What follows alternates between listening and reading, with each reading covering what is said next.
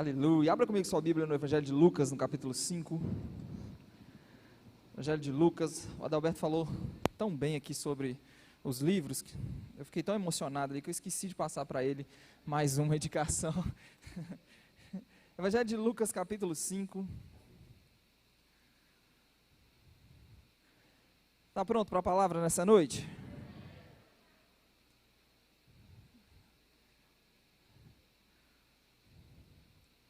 Vamos ler a partir do verso 33. Evangelho de Lucas, capítulo 5, a partir do verso 33. Disseram-lhe eles: os discípulos de João, e bem assim os dos fariseus, frequentemente jejuam e fazem orações. Os teus, entretanto, comem e bebem. Jesus, porém, lhes disse: podeis fazer jejuar os convidados para o casamento, enquanto está com eles o noivo? Dias virão, contudo, em que lhes será tirado o noivo. Naqueles dias, sim, jejuarão. Também lhes disse uma parábola: ninguém tira um pedaço de veste nova e o põe em veste velha, pois rasgará a nova, e o remendo da nova não se ajustará à velha. Também, e ninguém põe vinho novo em odres velhos, pois o vinho novo romperá os odres, entornar-se-á o vinho, e os odres se estragarão. Pelo contrário, o vinho novo deve ser posto em odres novos, e ambos se conservam. E ninguém, tendo bebido o vinho velho, prefere o novo, porque diz: o velho é excelente. Vamos orar?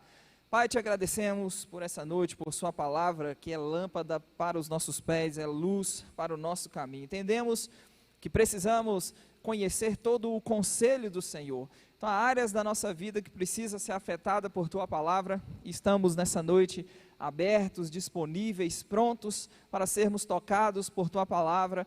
Nós nos permitiremos ser ensinados pelo Senhor através da tua palavra e da ação do seu Espírito Santo nas nossas vidas, em o nome de Jesus. Amém. Bom, pela leitura do texto você já tem uma ideia do que nós vamos falar nessa noite. Amém. Vamos falar sobre uma prática, uma disciplina espiritual que em muitos contextos tem sido negligenciada.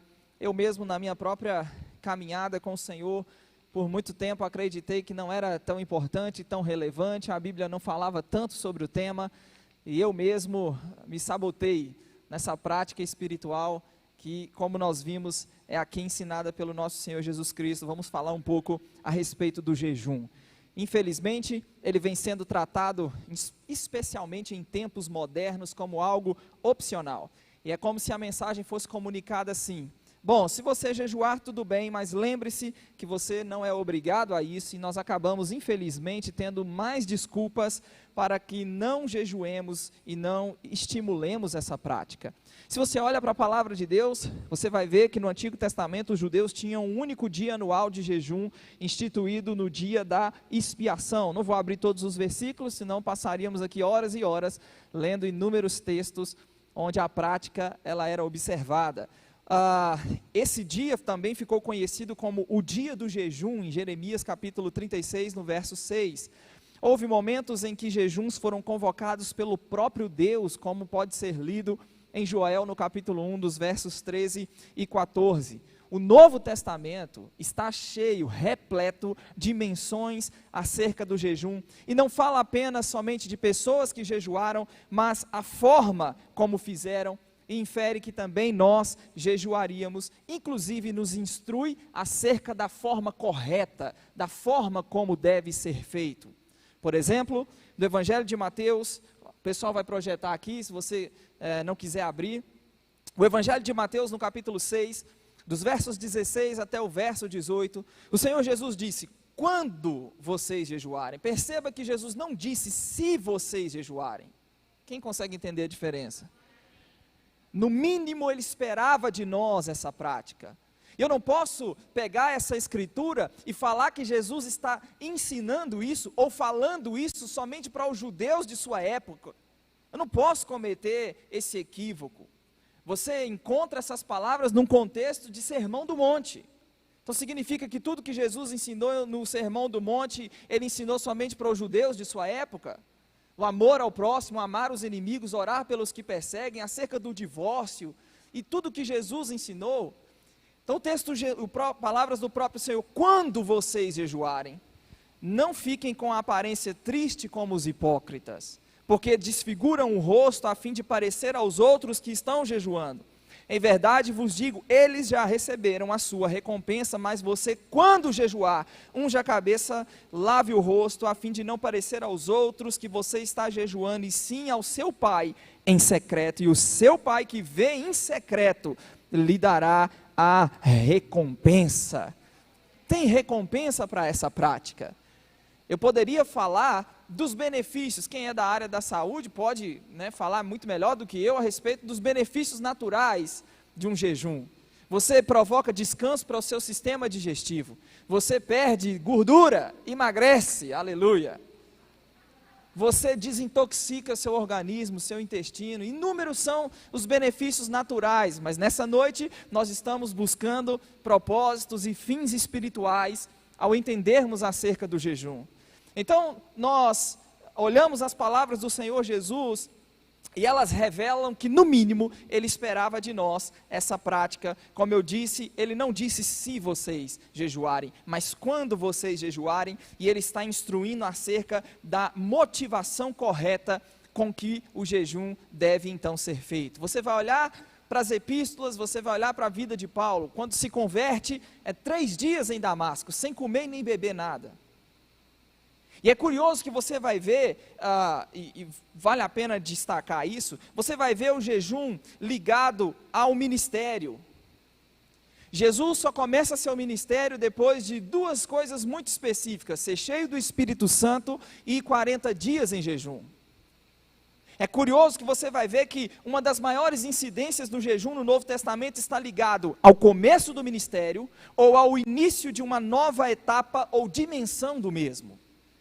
Paulo e Barnabé na igreja em Antioquia, em que contexto, em que ambiente o Espírito Santo diz: separa agora Paulo e Barnabé para a obra que os tenho chamado? Eles estavam servindo ao Senhor e jejuando. Jesus, antes de começar o seu ministério, 40 dias. Paulo, depois que se converte, 3 dias em Damasco, jejum total, sem comer nem beber nada. Quando, em uma nova dimensão do ministério, o contexto onde o Espírito Santo fala, é no contexto onde ministravam ao Senhor e jejuavam. A prática depois, ela vai continuar a ser observada no estabelecimento de presbíteros nas igrejas, onde Paulo havia passado e então estabelecido igrejas, e as lideranças que seriam então levantadas, era levantado com imposição de mãos e jejum. Então eu não posso acreditar, pensar que isso não é importante na caminhada, isso não é relevante na caminhada. Daqui a pouco eu vou voltar para o texto de Lucas no capítulo 5 e nós vamos mexer com ele, tá bom? Primeiro vamos dar uma volta e entender algumas coisas. Pergunta para a pessoa que está ao seu lado, fala com ela: o que é o jejum? O jejum é, em essência, a abstinência intencional de alimentos visando propósitos, fins espirituais. Pode incluir períodos menores, períodos maiores, ingestão de água, jejum total, onde não se faz a ingestão de água. Também possui variações que admitem a abstinência parcial de determinados alimentos. Você vai ver exemplos de jejuns onde determinados alimentos foram retirados e outros foram permitidos. Então, o que é o jejum? Jejum é a abstinência intencional de alimentos visando propósitos, fins espirituais. O jejum não é, o que muitos pensam, uma espécie de moeda de troca.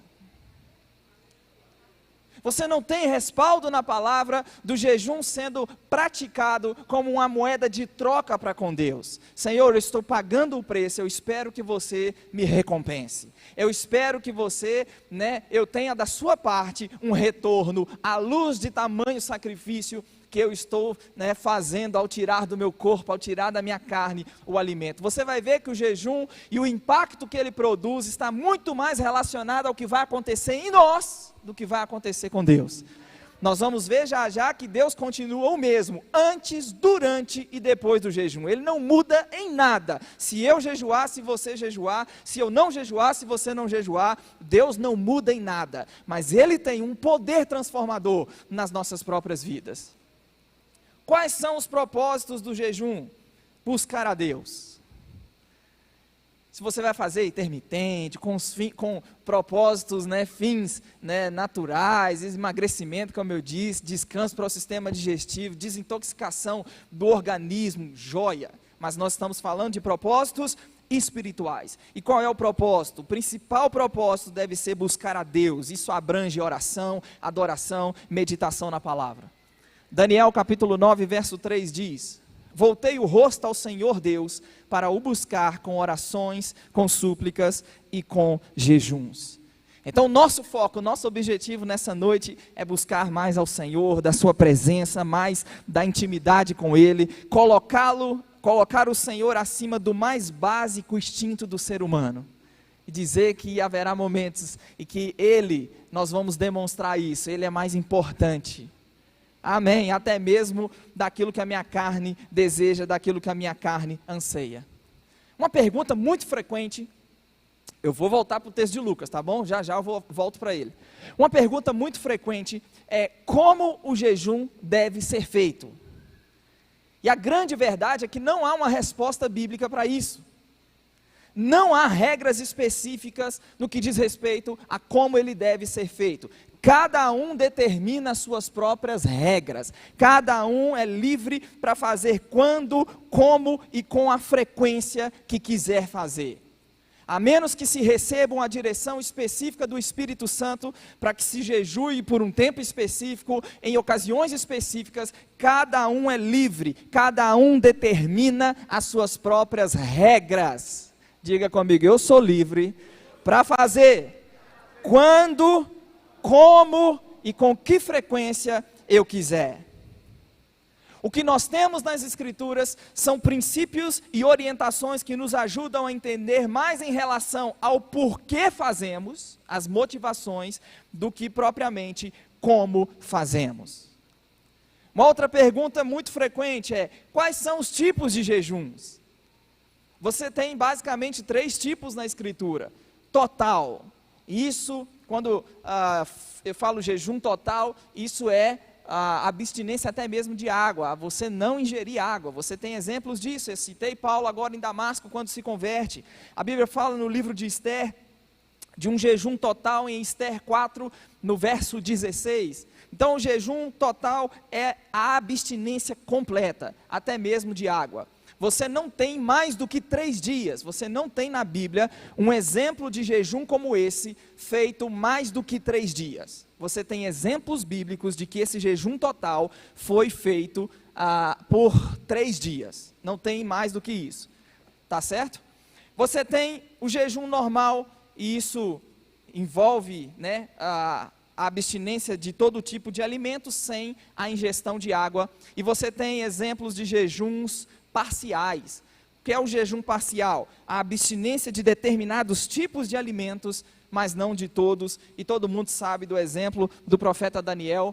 Daniel capítulo 10, no verso 3, versos 2 e 3, o texto diz: naqueles dias eu, Daniel, fiquei de luto por 3 semanas, não comi nada que fosse saboroso, não provei carne nem vinho, e não me ungi com óleo algum, até que se passaram as 3 semanas.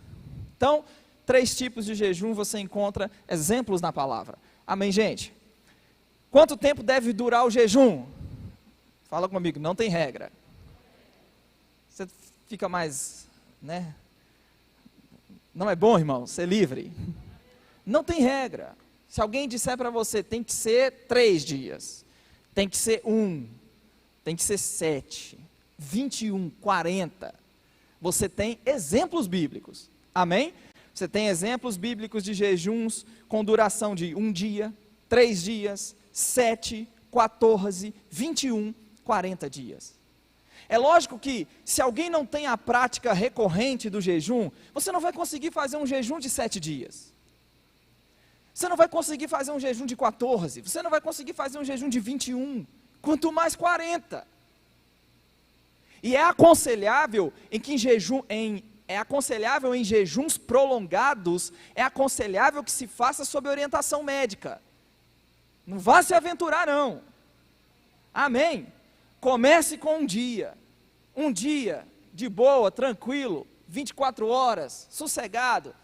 Quero um pouco mais, 3 dias. Você tem exemplos, 3, como eu disse, 7, 14, 21. Mas se por um acaso precisou interromper algo que fugiu do seu controle, precisou interromper o jejum, pelo amor de Deus, não fica condenado não. Amém, gente? Como eu disse, não há regras rígidas, não há regras na palavra no que diz respeito a isso. Então, o jejum, quanto tempo deve durar? Cada um determina suas regras, cada um é livre para escolher quanto e como jejua. Tá certo?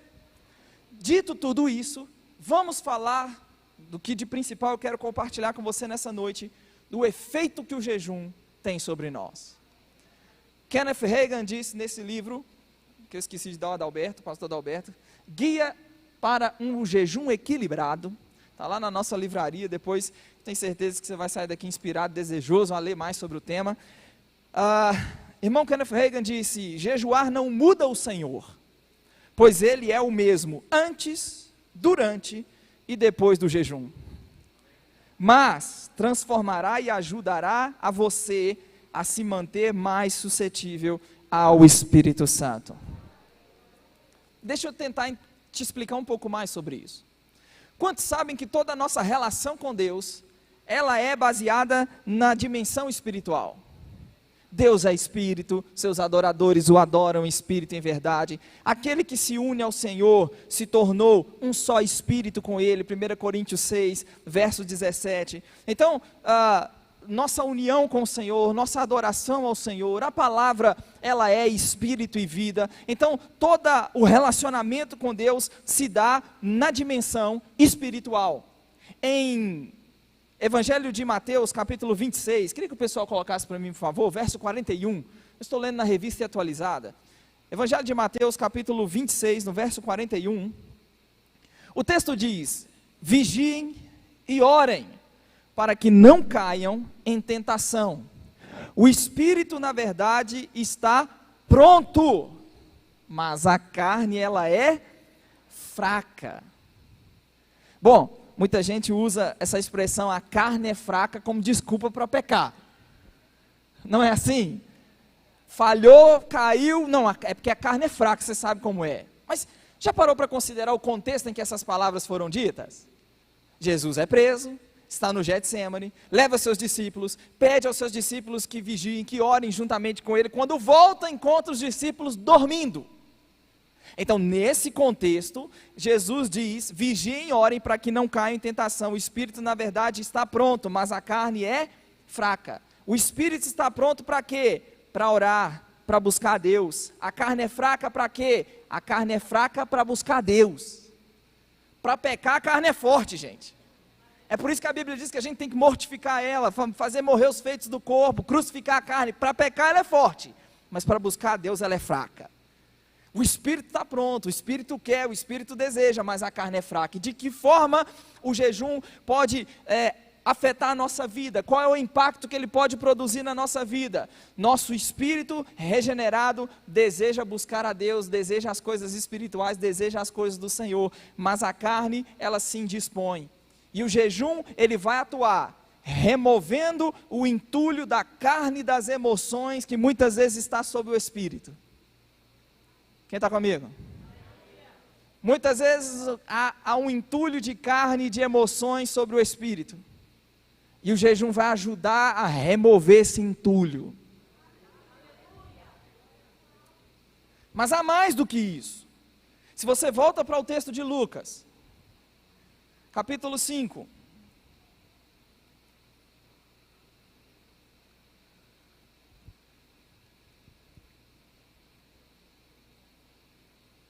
Você sabia que o jejum ele vai promover transformação e impacto na nossa vida?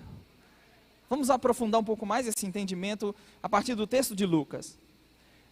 Vamos ler de novo. 33. Os discípulos de João, bem assim os fariseus, frequentemente jejuam e fazem orações. Entretanto, os seus comem e bebem. Que negócio é esse, Jesus? Esses seus discípulos não estão jejuando.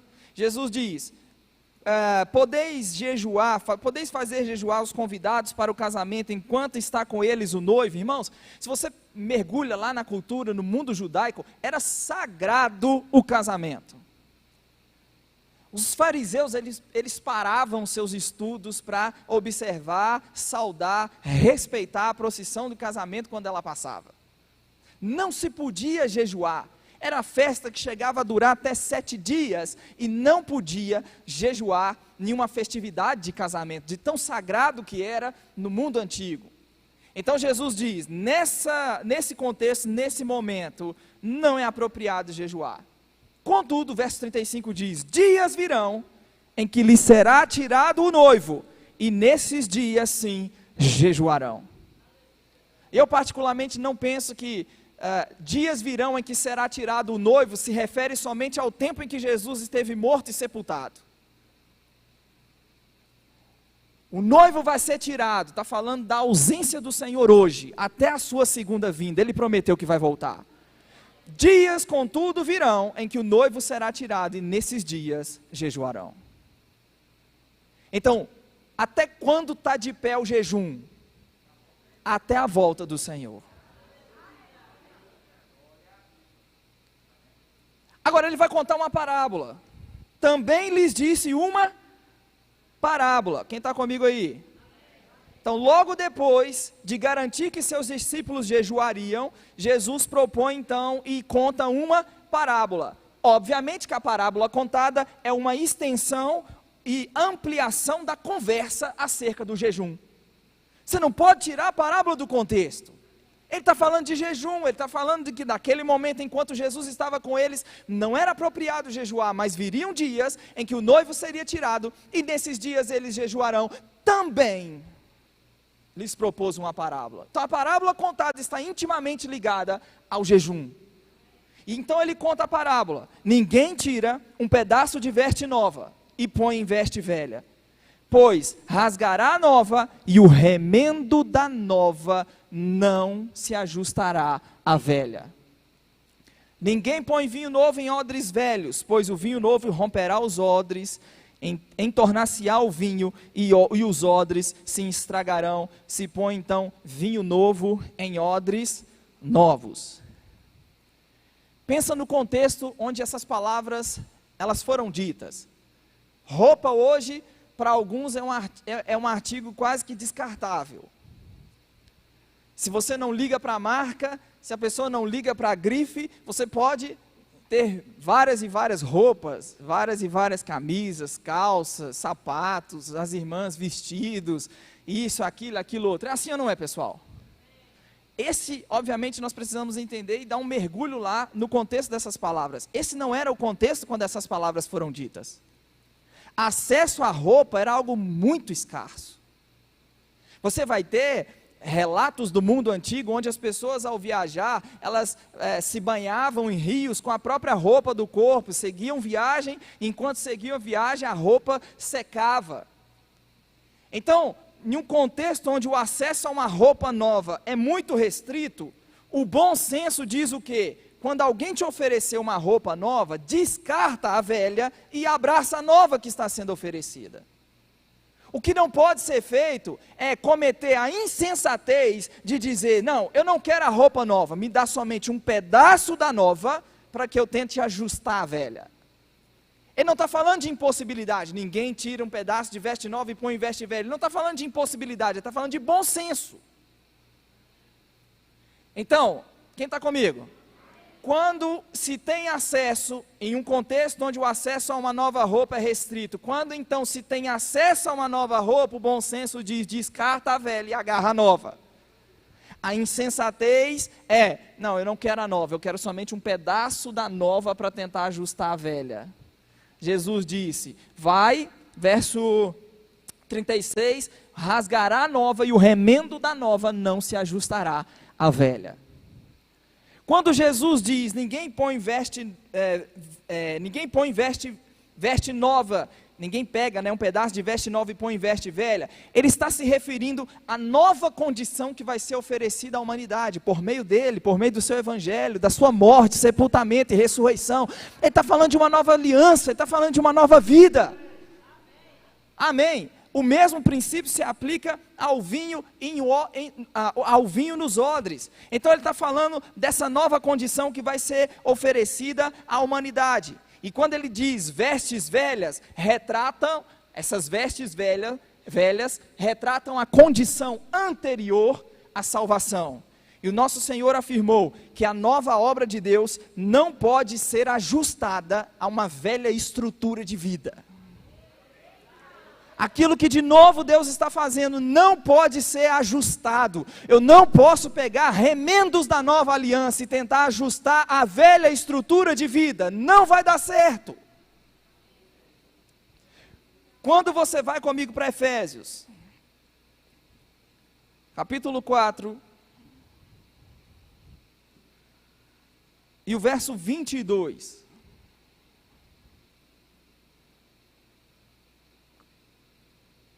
Efésios no capítulo 4,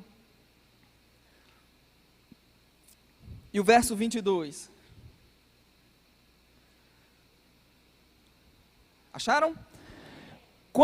No sentido de que quanto ao trato passado, ou seja, a velha forma, a antiga maneira de se viver, Paulo diz, vos despojeis do velho homem. Pode repetir comigo? Despojar. A palavra grega aqui para despojar é literalmente tirar a roupa, tirar as vestes, tirar a vestimenta do velho homem. Ele está falando de deixar para trás todo o comportamento característico da velha vida, do velho homem.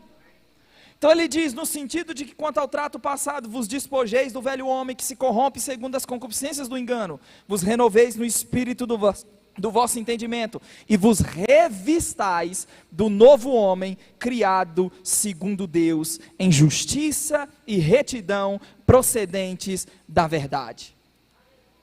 Se despojar do velho homem, se revestir do novo homem. Quando ele fala, verso 24, e vos revistais do novo homem, essa palavra revistais é literalmente entrar numa roupa.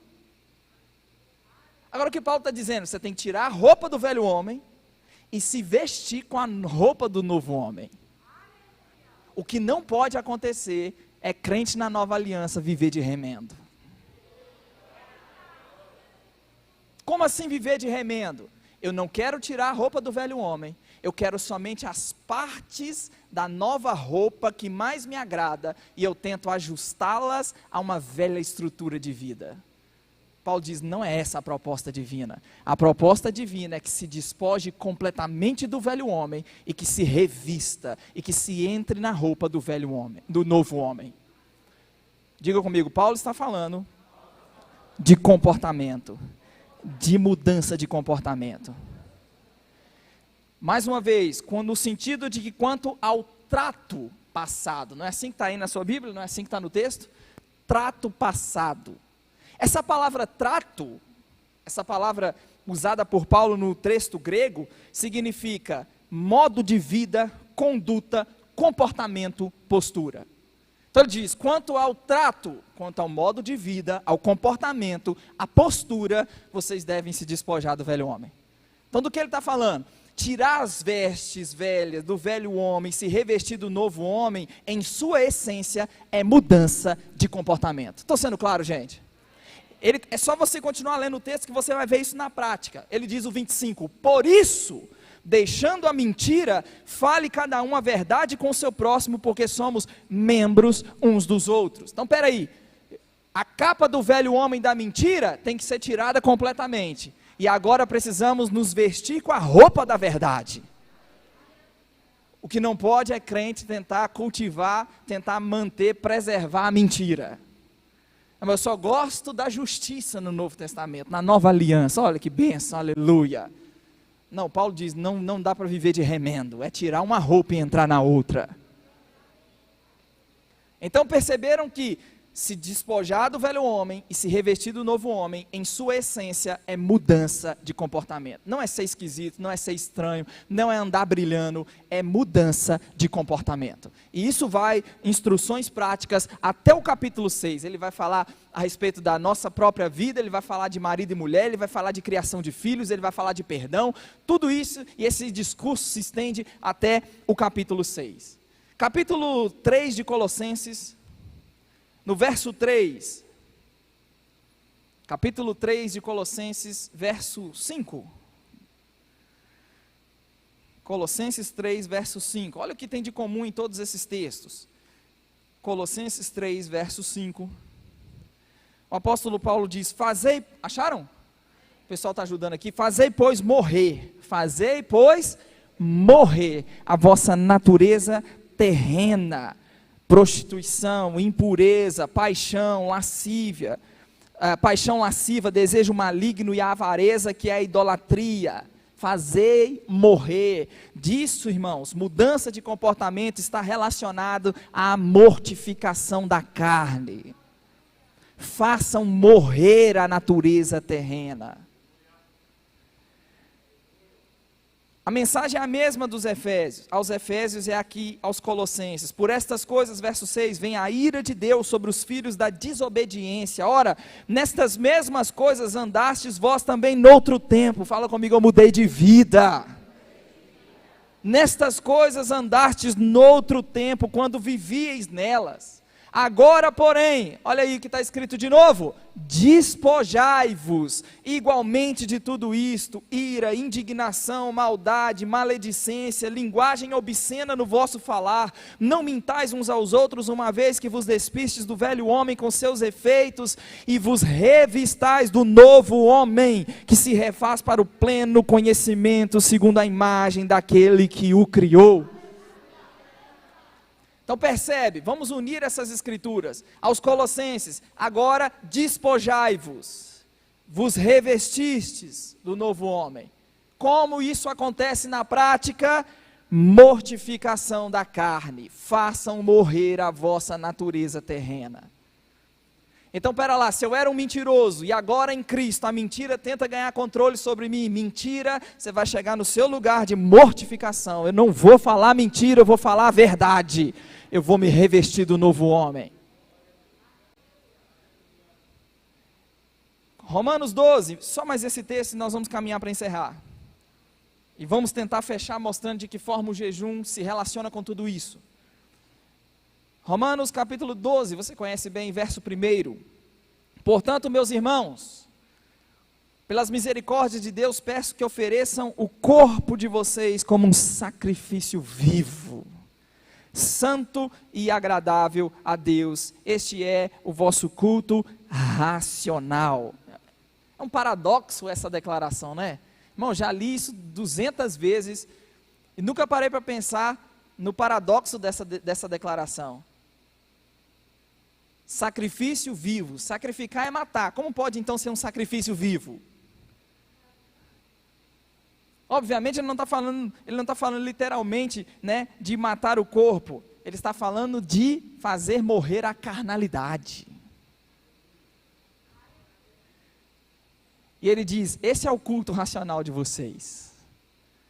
Mortificar a carne é um culto que oferecemos a Deus.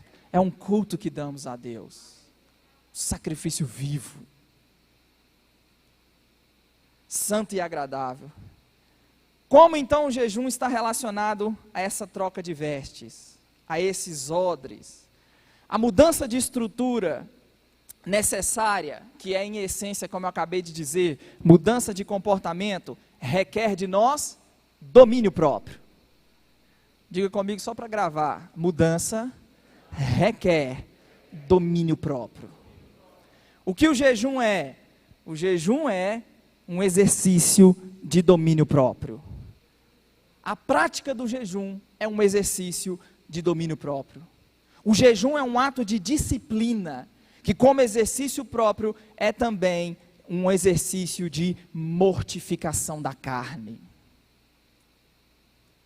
Na prática, quando eu digo não a um apetite, no qual depende a minha própria sobrevivência, certamente eu estou entrando no caminho do domínio próprio de outras inclinações. Se eu consigo dominar a minha carne no que diz respeito àquilo que depende da minha sobrevivência, certamente eu estarei pronto para entrar numa dimensão, num lugar de mortificação, de domínio próprio, de crucificação da carne em outras áreas. Se você vai para Gálatas, eu disse que era o último Romanos, mas só Gálatas, por favor. A irmã Cíntia está me assistindo lá, pastor Anderson? Então ela, se eu demorar muito, ela vai puxar minha orelha. Então vamos lá, Gálatas rapidinho.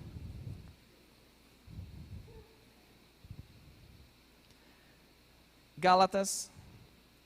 Quantos sabem que a mortificação da carne, ela precisa acontecer independente do jejum? Amém, crente? Nós precisamos ter muito forte essa mensagem. Não é saber os versículos, gente. Irmão, quanto mais a gente é crente, quanto mais a gente caminha, mais a gente percebe que não é o tanto que a gente sabe, não é o tanto de versículo decorado que a gente tem, é o quanto estamos praticando, vivendo, nos empenhando em colocar essa palavra em prática na nossa vida. Pode dar um show de Bíblia, espetacular, aleluia, fazer até fogo do céu descer. O quanto está vivendo. O quanto a vida prega, o quanto a vida fala, o quanto de comportamento nosso está alinhado à Escritura.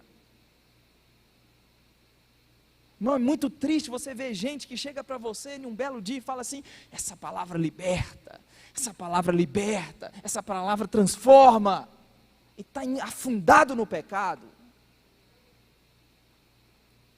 O discurso é lindo, o discurso é maravilhoso, mas não, irmãos, nós seremos intensos na prática. E olha que eu sou um defensor de saber onde está escrito, de saber a referência, de saber se está de qual, eu sou um defensor disso, mas pode talvez não saber onde está escrito, pode não saber a referência, mas se está vivendo, está agradando a Deus, porque é um operoso praticante, não é um ouvinte negligente. Seremos operosos praticantes da palavra, operosos praticantes da palavra. Eu não sei pregar, mas olha para a minha vida, que a minha vida está pregando. Eu não sei abrir os versículos, eu não sei exegese, eu não sei hermenêutica, eu não sei introdução, desenvolvimento, conclusão, aplicação prática, mas minha vida fala tudo isso, minha vida prega tudo isso. Gálatas, Paulo diz, as obras da carne, verso 19, são conhecidas e são prostituição, impureza, lascívia. Eu estava dizendo, antes de ler, que independente do jejum, a transformação ela precisa acontecer, a mortificação da carne precisa acontecer, amém? Agora, associado, unido, atrelado ao jejum, os resultados serão muito maiores. A transformação será espetacular. Então Paulo diz, as obras da carne são conhecidas e são prostituição, impureza, lascívia, idolatria, feitiçarias, inimizades, porfias, ciúmes, iras, discórdias, dissensões, facções, invejas, bebedices, glutonarias, coisas semelhantes a essas, a respeito das quais vos declaro, como já outrora vos preveni, que não herdarão o reino de Deus quem tais coisas praticam. Mas o fruto do Espírito é amor, alegria, paz, longanimidade, benignidade, bondade, fidelidade, mansidão, domínio próprio. Contra estas coisas não há lei alguma. 24, os que são de Cristo crucificaram a carne com as suas paixões e com as suas concupiscências ou desejos. Então vamos lá para a gente encerrar. Jejum não muda Deus. Ele continua o mesmo, antes, durante e depois do jejum. Mas o jejum vai fazer com que eu seja menos idólatra. O jejum vai fazer com que eu seja menos um camarada ou uma irmã de inimizade. Eu vou ser alguém com menos ciúmes, com menos ira, discórdia, dissensão, facção. O jejum vai me ajudar a deixar de ser invejoso.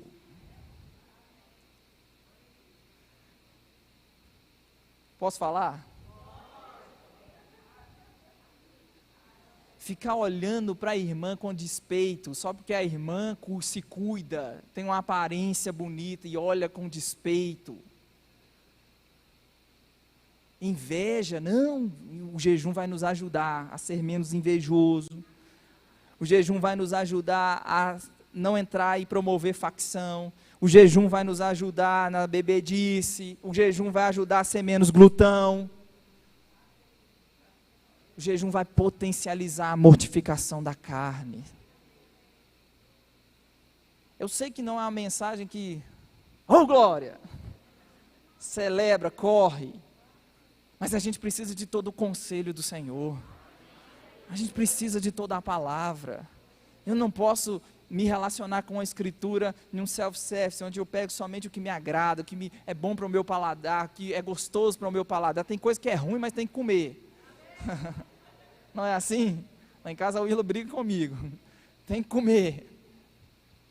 Nós precisamos, irmãos, precisamos de todo e olhar para uma macrovisão bíblica e deixar as nossas vidas serem transformadas. Eu não vou falar de outra denominação, vou falar da minha denominação. Quanto tempo o jejum tem ficado esquecido no nosso meio? Não se fala sobre essa importante disciplina espiritual. Não se fala, não se prega. E eu entendo que muitas vezes, quando ele foi pregado em uma espécie de moeda de troca, de pagar preço, né? Não é aquilo? Não. E aí a revelação vai chegando, tem homens de Deus que nos ajudam a entender e esclarecer as ideias no que diz respeito. Muito grato ao pastor Luciano Subirá, que compartilhou comigo em janeiro um livro precioso sobre o tema, sobre o assunto, e a sua visão se amplia, a visão, né? E nós vamos praticar. Jesus diz, o noivo vai ser tirado, e nesses dias jejuarão. E nós não vamos negligenciar essa importante disciplina espiritual na nossa caminhada. Você pode ficar em pé comigo? Tiago, como que eu faço? Comece.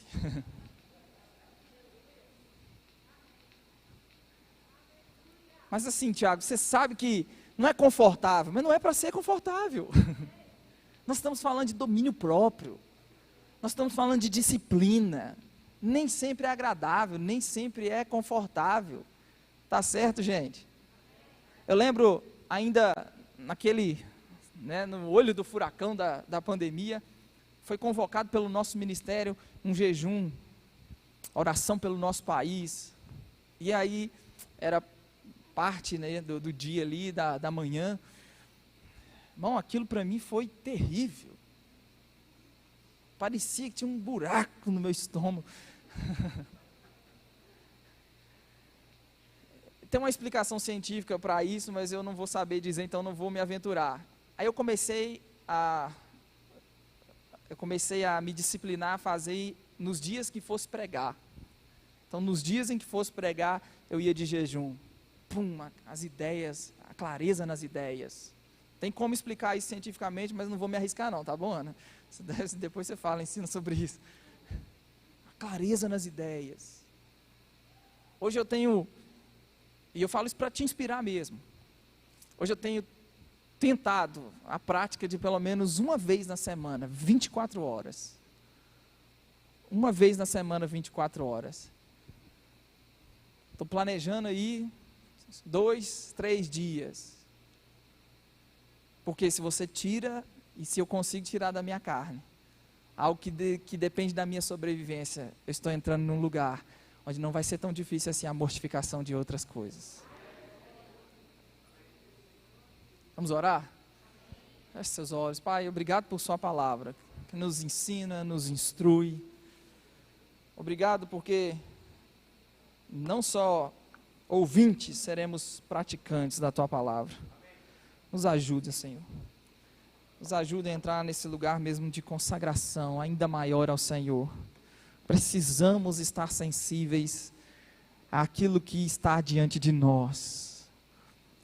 Ao crescimento, à explosão de crescimento.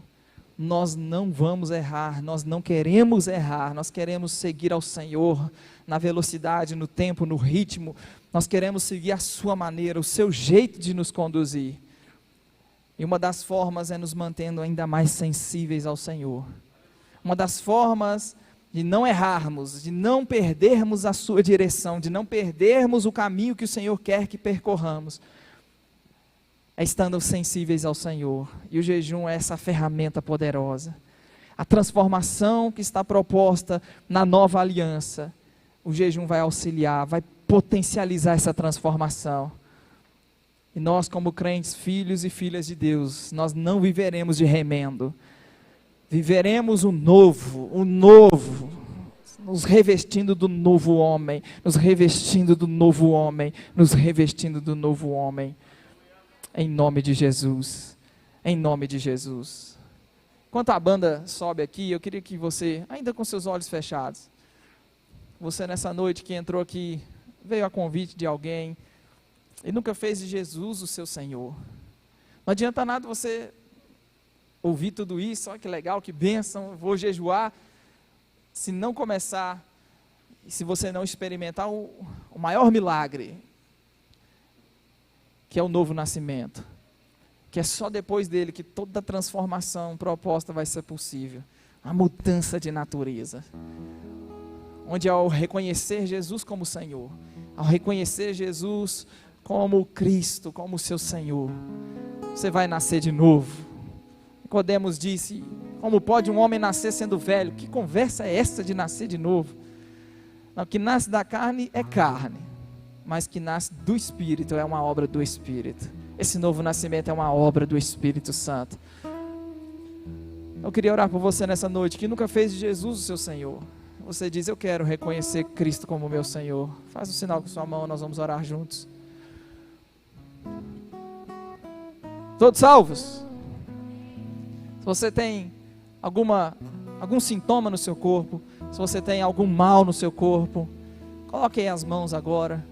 Vamos orar. Você não precisa vir à frente. Curas foram manifestas na palavra somente por uma palavra enviada. Então, se você tem algum mal nessa noite, no seu corpo, alguma dor, em nome de Jesus Cristo, o poder da ressurreição operando em você, o poder da ressurreição operando, essa dor de cabeça, enxaqueca, curada nessa noite, em nome de Jesus Cristo. Seja lá qual for o mal, a palavra diz que o Senhor enviou a sua palavra e nos curou, e nos livrou do que era mortal. A palavra Cristo já foi enviada, e ela nos curou, porque Ele tomou sobre Ele a dor, a enfermidade. Esse mal, essa dor, essa enfermidade estava sobre Cristo naquela cruz. E pelas pisaduras dele você é sarado, você é sarada nessa noite, em nome de Jesus, em nome de Jesus.